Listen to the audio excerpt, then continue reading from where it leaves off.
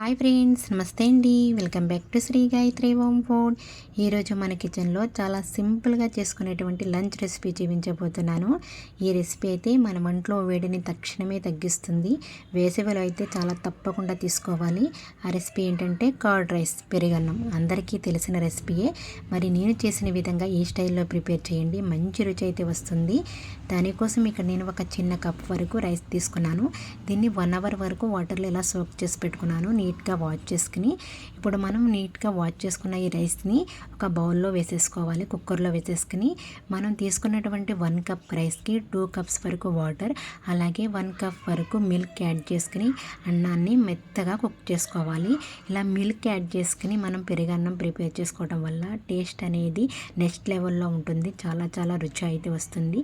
దీన్ని మనం 3 నుంచి 4 విజిల్స్ వచ్చేంత వరకు కుక్ చేసుకోవాలి. మనం పెరుగన్నానికి అన్నం అనేది పొడి పొడిలాడుతూ ఉండకూడదు, చాలా మెత్తగా ఉండాలి. అప్పుడే మనకి మంచి రుచి అయితే వస్తుంది.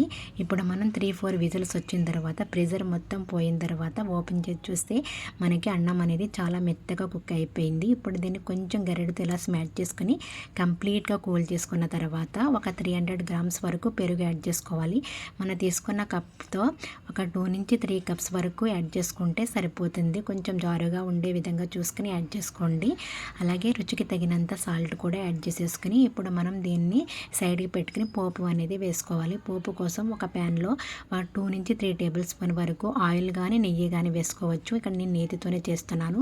ఇవి కొంచెం వేడైన తర్వాత అల్లం తురుము, అలాగే గ్రీన్ చిల్లీ 1 టేబుల్ స్పూన్ వరకు జీడిపప్పు కూడా వేసుకుని వీటిని ఫ్రై చేసుకోండి. ఇవి లైట్గా ఫ్రై అయిన తర్వాత పోపు దినుసులు, ఆవాలు, జీలకర్ర, కరివేపాకు, అలాగే 1 టేబుల్ స్పూన్ వరకు మినపప్పు కూడా వేసుకుని కొంచెం ఎండుమిర్చి కూడా వేసుకోవాలి. పోపు దినుసులన్నీ ఫ్రై అయిన తర్వాత ఒక 1/2 టేబుల్ స్పూన్ వరకు మిరియాల పొడి అనేది వేసుకోండి. ఫ్రెష్గా అప్పుడే దంచి వేసుకోండి. మనకి మిరియాల పొడి అనేది ఈ కర్డ్ రైస్కి మరింత రుచినిస్తుంది.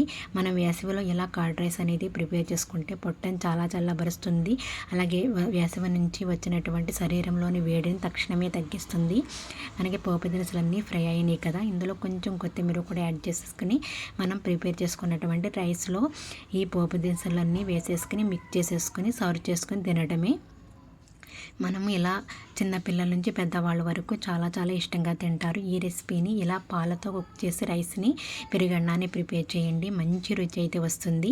మరి ఇప్పుడు మనం ఇలా సర్వింగ్ బౌల్లో తీసుకున్న తర్వాత దీనిపై నుంచి కొంచెం దానిమ్మ గింజలు, ప్రోమోగ్రనేట్ సీడ్స్ కూడా వేసేసుకుని తీసుకుంటే మంచి ఆరోగ్యానికి మేలు చేసేటువంటి పెరుగన్నం రెసిపీని ఎలా తయారు చేయాలో చూసారే కదా. మరి ఈ రెసిపీ నచ్చితే లైక్ చేయండి, షేర్ చేయండి, అలాగే మన ఛానల్ని తప్పకుండా సబ్స్క్రైబ్ చేసుకోండి ఫ్రెండ్స్.